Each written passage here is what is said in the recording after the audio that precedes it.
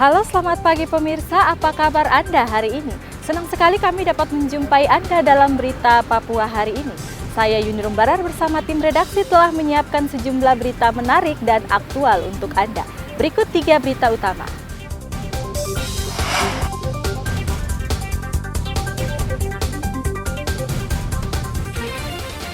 Sekelompok warga mengamuk dan merusak sebuah penginapan di Kota Sorong.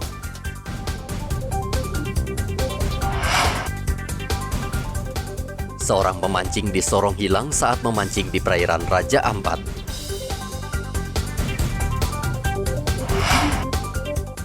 Pasca pembakaran rumah dan kios, situasi Kabupaten Dogiai sudah aman.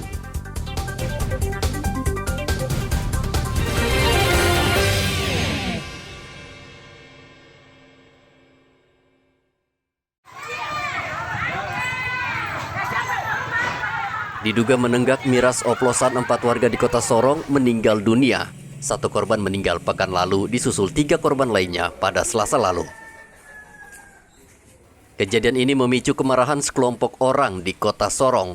Mereka mengamuk dan merusak salah satu penginapan di Jalan Danau Limboto, Kelurahan Klawasi.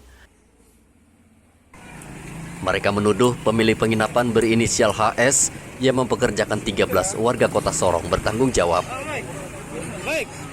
HS dituduh telah memberikan miras oplosan kepada keempat warga tersebut.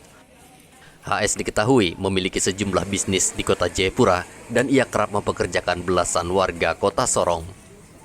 Warga kami tidak tahu sisi anak-anak ini berangkat tujuannya untuk apa. Kami keluarga juga tidak tahu pada waktu itu malam mereka ini semua pada keadaan mabuk baru berangkat tujuan ke Jayapura. Sampai di Jayapura. Kapan nih? Berangkat kapan? Itu sudah ada hampir pertanyaan ini sudah 1 bulan lebih lah.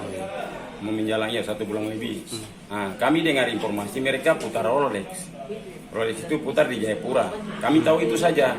Nanti di belakang hari kalau kami dengar mereka ada bisnis ini. Minuman ilegal ini kami minta harapnya Bapak polisi tangkap secepat-cepatnya ini Bapak Hendrik Sitorus ini, dia ini ilegal. Dia bikin minuman ilegal. Makanya korban ini sudah ada berapa orang korban? Berapa itu Bapak yang meninggal? Yang meninggal sudah ada 4 orang. Bapak? Yang meninggal sudah ada 4 orang, laki-laki 2. Ya pertama itu. Nah, terus perempuan 2. Nah, jadi kami minta bapak-bapak polisi ada di Papua Barat, di Papua segera pegang orang ini karena orang ini ilegal. Nah, jadi anak-anak ini berangkat tanpa ketahuan. Kami keluarga sampai mereka tiba sampai ada kejadian ini. Bapak setelah di Jayapura itu Bapak dong dapat informasi siapa yang panggil dorong sampai sana? Informasi dari sini bawa ke mana? Jayapura. Ke Jayapura. Yang bawa ini Bapak Hendrik Sitorus, dia pakai Bapak Lodik Noride untuk koordinir anak-anak ini untuk bawa kasih kerja, istilah jaga itu Rolex. Nah, dengan yang lain-lain yang seperti yang tadi saya bilang yang paling intinya itu minuman ilegal ini. Mereka masak sendiri, campur sendiri, rasa sendiri. Terus yang kasih minuman untuk mereka minum ini 1 botol ini. Yang sampai mereka ada korban ini. Ini Bapak Hendrik ini yang kasih. 4 warga lainnya saat ini masih kritis dan sedang mendapat perawatan intensif di Rumah Sakit Jayapura karena ikut bersama-sama menenggak miras oplosan. Polisi diterjunkan ke lokasi penginapan untuk menenangkan warga dan meminta agar tidak bertindak anarkistis dan main hakim sendiri. Polda Papua Barat sepanjang tahun 2021 menangani 1.125 kasus kecelakaan yang sebagian besar terjadi karena pengendara dipengaruhi minuman keras. Topan melaporkan dari Kota Sorong, Papua Barat.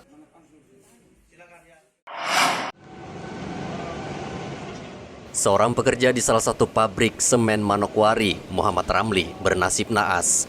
Ia tewas terlindas alat berat di gudang pabrik semen Rabu kemarin. Di Reskrimum Polda Papua Barat langsung mengolah TKP di gudang semen Maruni untuk mencari tahu penyebab kecelakaan.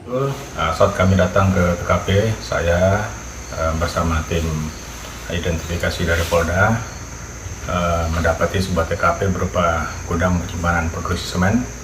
Kemudian ditemukan korban yang sudah tidak bernyawa, yang kemudian korban diketahui bernama Muhammad Ramli dengan kondisi bagian badan luka-luka bekas lindasan forklift. Kemudian di TKP juga kami temukan sebuah forklift dalam kondisi mengangkat material berupa semen dalam kemasan karung seberat 1 ton. Untuk saat sekarang jenazah korban sudah dibawa ke rumah sakit. Kita akan dimintakan visum yang kemudian akan kita pulangkan ke rumah duka. Alamat duka itu di Kabupaten Bantaeng, Sulawesi Selatan.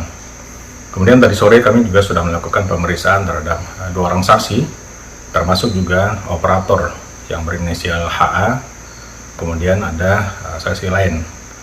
Saat sekarang ini kami akan melakukan penyelidikan lebih mendalam apa yang terjadi sebenarnya pada saat itu. Di lokasi, alat berat masih dalam kondisi mengangkat material semen kemasan seberat 1 ton. Sementara korban ditemukan tergeletak di lantai dengan kondisi badan luka-luka bekas lindasan alat berat. Jasad Muhammad Ramli akan dibawa pulang ke kampung halamannya di Makassar, Sulawesi Selatan untuk dimakamkan pihak keluarga. Polisi masih menyelidiki penyebab pasti kecelakaan itu. Apakah kelalaian karyawan atau kerusakan alat berat? Edi Musahidin melaporkan dari Manokwari, Papua Barat.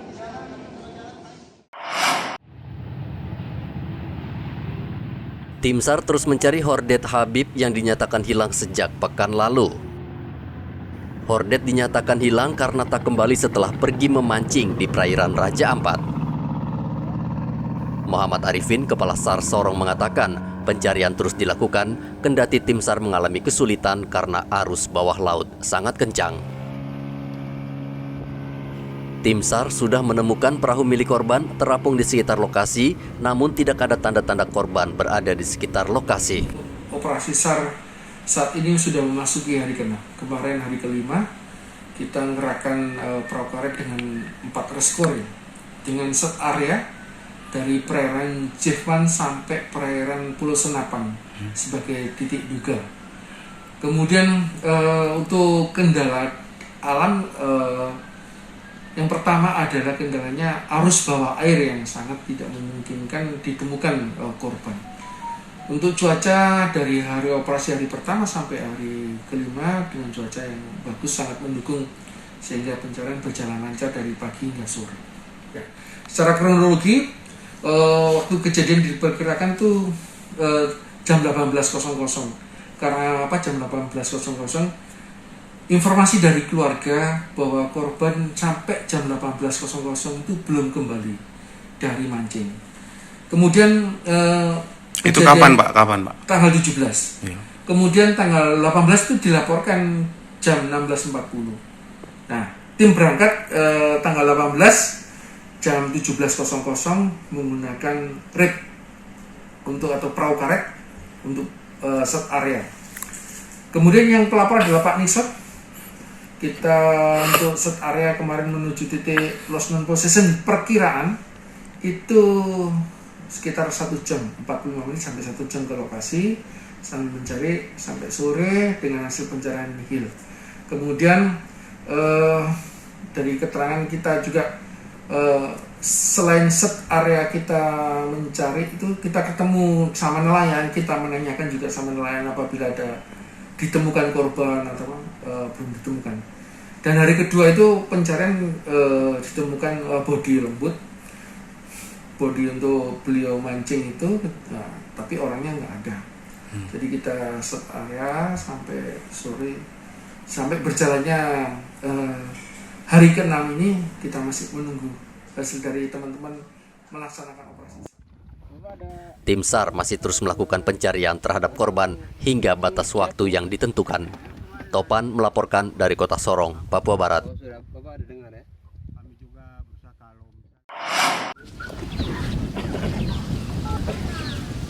Situasi keamanan di Kabupaten Dogiai berangsur aman pasca pembakaran 18 rumah dan kios milik warga di Kampung Ikebo dan Kimi Pugi Ahad kemarin.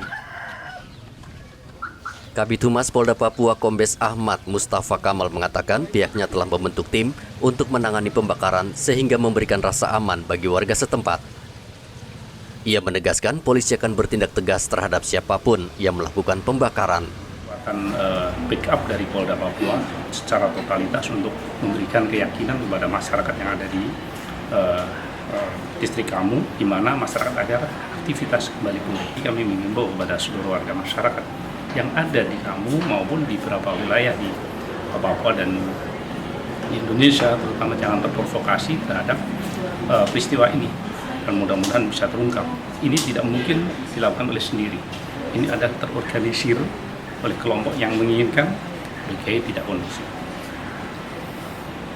Berarti itu motifnya ya, Komandan? Iya. Motif dari. Jadi memang ada beberapa isu yang sedang kita dalami terkait dengan proses pembakaran, namun kita tidak konsentrasi pada itu saja, namun ada dugaan ada beberapa orang atau kelompok yang ada di proses pembakaran rumah warga yang ada di sekitar pasar itu sendiri, karena sempat warga-warga di sekitar pasar itu sempat menolak, baik warga yang asli Papua maupun beberapa warga yang pendatang yang punya ruko atau tempat usaha di sekitar pasar, karena pasar itulah yang akan dilumpuhkan oleh kelompok tersebut. Jadi itu yang dapat kami sampaikan. Mungkin ada lain? Apakah ada indikasi dari KKP? Kita masih dalami. Jadi informasi ada yang bilang KKB, ada bilang BNPB dan sebagainya masih kita dalami. Informasi kecil pun dari masyarakat. Polda Papua menghimbau masyarakat tidak terprovokasi dengan isu yang sengaja disebarkan pihak tertentu yang sengaja ingin mengganggu stabilitas keamanan di Kabupaten Dogiay. Saat ini situasi di Dogiay sudah kembali normal. Sebagian besar warga yang mengungsi di kantor polisi dan Koramil sudah kembali ke Kabupaten Nabire dan Paniai. Sebelumnya pada Ahad kemarin sekelompok orang tak dikenal membakar 18 rumah dan kios di Dogiay. Selain itu 2 tentara juga terluka terkena panah saat melerai 2 kelompok yang bertikai di pasar Dogiay. Hendra melaporkan dari Kabupaten Dogiay, Papua.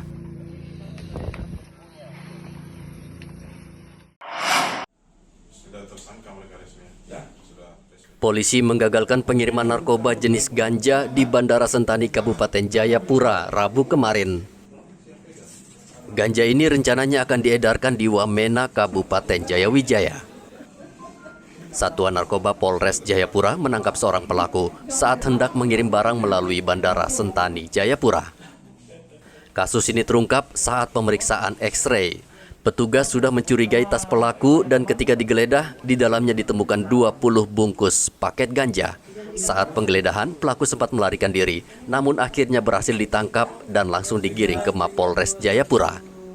3 itu terjadi pengungkapan di Bandara Udara Sentani. Pada saat yang mana tersangka ingin mengirim barang ke Wamena. Pada saat pemeriksaan di X-ray ditemukan benda yang dicurigai. Setelah dilakukan pemeriksaan lebih dalam, membongkar dan memanggil yang bersangkutan, sempat melarikan diri, sempat diamankan dan dibuka tas daripada yang bersangkutan, ditemukan ada 20 bungkus ganja yang siap edar. Artinya masih dalam paketan besar, nanti sampai di tempat tujuan baru dipisah lagi untuk siap edar. Adapun tujuan yang keberangkatan yang bersangkutan ke arah Wamena. Pelaku dijerat dengan Undang-Undang Narkotika dengan ancaman hukuman 12 tahun penjara. Arthur melaporkan dari Kabupaten Jayapura, Papua.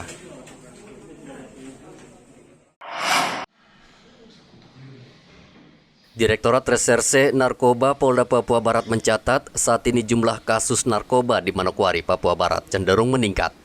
Hal ini terlihat dari statistik pengungkapan kasus. Tahun lalu Polda Papua Barat berhasil mengungkap 89 kasus, terdiri dari 39 kasus ganja dan 30 kasus sabu. Ini belum termasuk 3 kasus tembakau sintetis dan 17 kasus miras ilegal. Namun pada tahun 2022 terjadi tren peningkatan. Sejak Januari hingga Maret, Polda Papua Barat sudah menangani 57 kasus narkoba. 2021, Direktorat Narkoba, Reserse Narkoba Polda Papua Barat beserta jajaran Sat Narkoba Polda Papua Barat telah melakukan pengungkapan kasus narkoba pada tahun 2021 sebanyak 89 kasus, di mana untuk kasus ganja sebanyak 39, untuk sabu sebanyak 30 kasus, tembakau gorila sebanyak 3 kasus, kemudian distribusi miras ilegal sebanyak 7 kasus, dan produksi miras ilegal sebanyak 10 kasus. Kemudian saya perlu menekankan ya, terkait masalah narkotika, ya, bahwasanya tadi sudah saya jelaskan, semua rata-rata merupakan pelaku pengedar narkotika. Kemudian kalau dibandingkan dengan pada tahun 2022 yang baru berjalan kurang lebih 5 bulan, yakni Januari sampai bulan Mei ini, kita beserta jajaran telah melakukan pengungkapan kasus narkoba sebanyak 57 kasus. Kalau tadi tahun 2021 89 kasus, untuk 2022 yang baru berjalan belum sampai 5 bulan atau hampir 5 bulan sudah ada pengungkapan sebanyak 57 kasus, di mana dalam hal kasus ganja sebanyak 37 kasus, kemudian sabu sebanyak 14 kasus, untuk ganja sebanyak 34 kasus yang didistribusi sebagai pengedar, kemudian untuk konsumsi sebanyak 2 kasus penyalahguna, kemudian untuk sabu 14 kasus merupakan kasus pengedar, kemudian untuk distribusi miras ilegal sebanyak 2 kasus, dan yang memproduksi miras ilegal sebanyak 2 kasus dari keseluruhan 57 kasus. Narkoba jenis ganja sebagian besar dipasok dari Papua New Guinea, sementara sabu berasal dari Makassar, Sulawesi Selatan. Polisi meminta warga ikut membantu memberantas narkoba, karena sebagian besar yang menjadi korban adalah anak-anak dan remaja. Edi Musahidin melaporkan dari Manokwari, Papua Barat.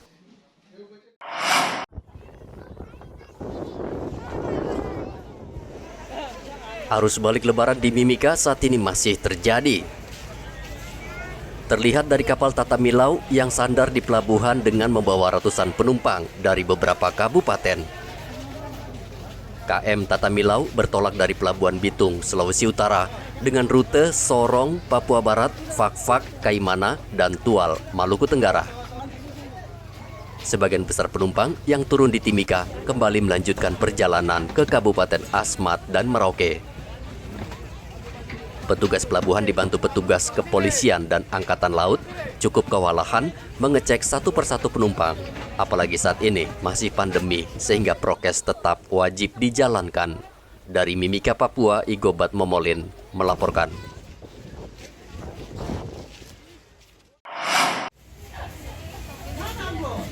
Harga cabai rawit di Mimika saat ini mahal karena cabai lokal justru lebih banyak dijual keluar Mimika, termasuk Jayapura, sehingga stok cabai malah berkurang. Sejak 2 hari terakhir ini warga mengeluhkan harga cabai rawit yang kian mahal. Harga cabai sebelumnya dijual Rp35.000 per kilogram, kini naik menjadi Rp45.000 per kilogram. Penjual cabai di pasar sentral mengatakan terpaksa menaikkan harga karena cabai langka di pasaran.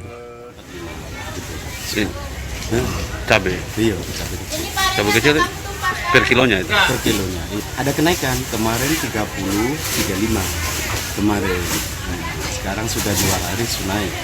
Iya. Berapa naiknya? Berapa naiknya? Ya termasuk 10.000 per kilonya sudah.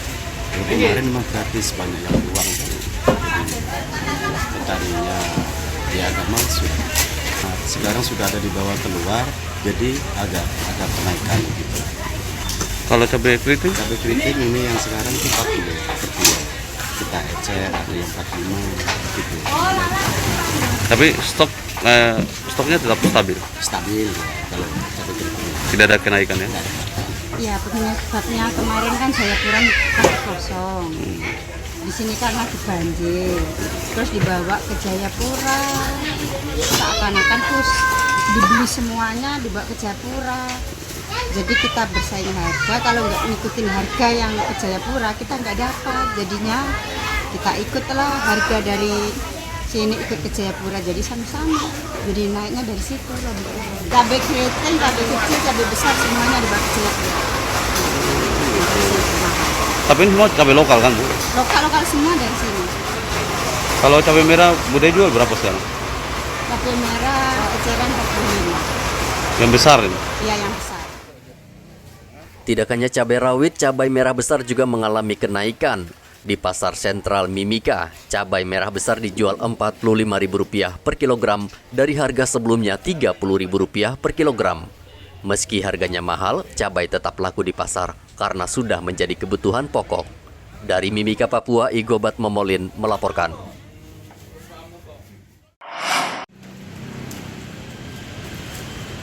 Harga telur ayam lokal di Mimika kembali naik. Kenaikan berkisar Rp5 hingga Rp8.000 per rak. Satoto, salah satu pedagang telur ayam di Timika, mengatakan kenaikan harga telur ayam ini disebabkan harga pakan ayam saat ini juga naik sehingga harga telur ikut terdongkrak naik. Harga telur ayam berukuran kecil dijual Rp50.000 dari harga Rp45.000 per rak. Ya masih stabil lah, untuk penjualannya masih stabil. Cuma harga kita naikkan lah sedikit gitu. Kita sesuaikan harganya, bukan kita naikkan. Berapa dijual berapa kira-kira? Kita ada jual 58, terus ada 55, 50, tergantung size-nya aja. Kita sortir size-nya. Oh, size-nya itu besar telurnya ya? Besar telur gitu. Ada yang 65 itu, harga 65 yang paling istilahnya kalau di sini telur jumbo gitu. Kalau penyebabnya mungkin dari sana ya, harga pakan sudah naik, memang dari bahan bakunya mungkin sudah naik. Kayak jagungnya sudah naik. Kita pakan dari Surabaya langsung tuh. Saya tiap hari sekitar 350 rak. Kalau kita sih masih laku lah, masih nggak ada stok sisa nggak ada. Soalnya untuk Timika ini untuk kebutuhan luar daerah biasanya. Kita kirim kapal, ada yang pakai pesawat. Itu dari nggak ada pengirim sendiri lah. Saat ini telur ayam yang dijual di pasaran rata-rata adalah telur ayam lokal. Pemerintah Kabupaten Mimika juga menerbitkan larangan penjualan telur ayam dari luar Mimika untuk membantu pedagang lokal. Dari Mimika, Papua, Igobat Momolin melaporkan. Informasi tadi sekaligus menutup jumpa kita dalam berita Papua hari ini. Saya Yunirum Barar beserta tim redaksi yang bertugas mengucapkan terima kasih atas perhatian Anda. Selamat pagi, sampai jumpa. Wanyambe.